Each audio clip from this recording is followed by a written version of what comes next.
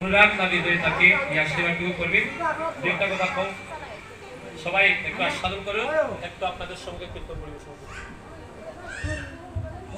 করুন। গৌর অনুরাগী, কৃষ্ণ অনুরাগী ভক্তগণ, মাতৃ সমতুল্য আমার মায়েরা, পিতৃ সমতুল্য আমার বাবারা, আসলে আজ যে স্থানে কীর্তন করছেন শ্রীযুক্ত রূপমধর, তিনি আমার কীর্তন জগতের গুরু। ওনার কাছ থেকে আমার কীর্তনের শিক্ষা। এই কীর্তন জগতে আসা বাবা আমার মনের মাধ্যমে বড় অনুরাগ ছিল। শ্রীবাস সঙ্গনে গিয়ে যদি বসতে পারতাম, আপনাদের মতো ভক্তগণের সঙ্গ করতে পারতাম, তাহলে হয়তোবা আমার ভগবানের কৃপা হতে পারত। শাস্ত্রে বলে ভক্ত সঙ্গ করিলে পরে কৃষ্ণ সঙ্গ হয়। ভক্ত সঙ্গের মাঝে মিলে আমার কৃষ্ণ দয়াময় হরি বল। তো অমায়েরা, আমি পূর্বে জানতাম না আজ এই স্থানে যে বৈষ্ণব সেবা হচ্ছে। তো আমার যে দাদার সহধর্মিনী, যিনি আজ আমাদের মাঝে নাই, আমাদের আপনাদের সবাইকে ছেড়ে এই জগতের মায়া ত্যাগ করে উনি চলে গিয়েছেন। আসলে আমাদের সবাইকে একদিন চলে যেতে হবে। মানুষ মাত্র মরার জানাতে সবাই যাব মরে, কেহ যাব আগে বাইরে, কেহ যাব পরে।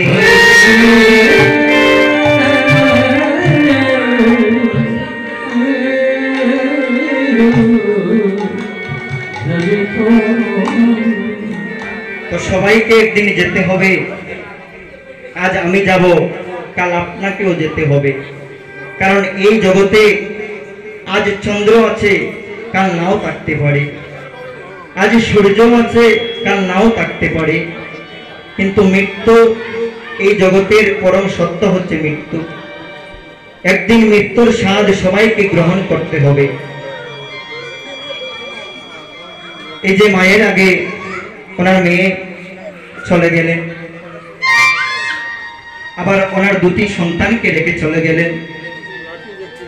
এই জগতে কেবল সেই সন্তান বলতে পারে বাবা, এই জগতে কেবল সেই সন্তান বলতে পারে যার মা বাবা নাই। সেই বলতে পারে মা হারানোর বেদনা, পিতা হারানোর বেদনা কতটুকু। একটি সন্তানের জীবনে তার মায়ের গুরুত্ব আর পিতার গুরুত্ব কিন্তু এক হয় না। যেমন তার সন্তানকে ভালোবাসেন, একজন পিতাও কিন্তু তার সন্তানকে তেমন করে ভালোবাসেন। তাই বলে কি গো মা, মাতা পিতার ভালোবাসা এক হয়? হ্যাঁ, আমার বাবারা হয়তো রাগ করবেন। মায়ের ভালোবাসার সঙ্গে পিতার ভালোবাসা থাকলেও পিতার ভালোবাসা মায়ের ভালোবাসার সমান হয় না। লক্ষ্য করুন, একজন মা যখন গর্ভ অবস্থায় ডাক্তারের কাছে যায়, ডাক্তার যখন পরীক্ষা নিরীক্ষা করে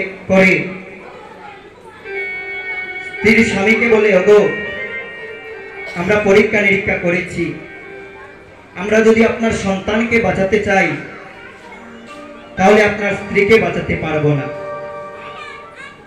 যদি আপনার স্ত্রীকে বাঁচাতে চাই তাহলে আপনার সন্তানটাকে বাঁচাতে পারবো না। এখন আপনি বলুন আমরা কাকে বাঁচাবো? সেই সময় অনেক বাবা বলে, ডাক্তার আপনি আমার স্ত্রীকে বাঁচিয়ে রাখুন, আমার স্ত্রী যদি বেঁচে থাকে তাহলে আমি আরেকটা সন্তান নিতে পারবো, আমার স্ত্রীকে আপনি বাঁচিয়ে রাখুন। সেই প্রশ্নটাই যখন একজন মায়ের কাছে করা হয়, ওগো আজ যদি আমরা আপনাকে বাঁচাতে পারি, আপনার সন্তানকে বাঁচাতে পারবো না। আবার যদি আপনার সন্তানকে বাঁচাতে পারি তাহলে আপনাকে বাঁচাতে পারবো না। এখন বলুন আমরা কাকে বাঁচাবো? এমন একটা কঠিন প্রশ্নের সম্মুখীন যখন একজন মা হতে হয়, এমন একটা কঠিন প্রশ্নের সামনে যখন একজন মাকে রাখা হয়, তখন সেই মাই কেবল বলতে পারে, ডাক্তার, আমার তো আর জীবনের বাকি নাই, আমি তো জীবনে সংসার করেছি, কিন্তু আমার বাচ্চা শিশুটাকে আপনি বাঁচিয়ে রাখেন। আমি মরে গেলে দুঃখ নাই, তবু আমার সন্তানটা যেন পৃথিবীর আলোর মুখ দেখতে পারে। এই জায়গা হচ্ছে বাবার সাথে মায়ের ভালোবাসার পার্থক্য। তো আমরা সবাই মিলে দুটি বাহু তুলে একটু মহাপ্রভুর কাছে, রাধারানীর কাছে নিবেদন করব, রাধে গো, আজ যে দিদি আমাদের থেকে চলে গেলেন, আপনার কৃপা দ্বারা যেন সেই দিদির সেই গোলক বৃন্দাবনে হঠাৎ মধুর বৃন্দাবনে একটা জায়গা হয়, উনি যেন অনায়াসে অনন্তকাল ভগবানের শ্রী বৃন্দাবনে বসবাস করতে পারেনি। তাই গৌর হরি।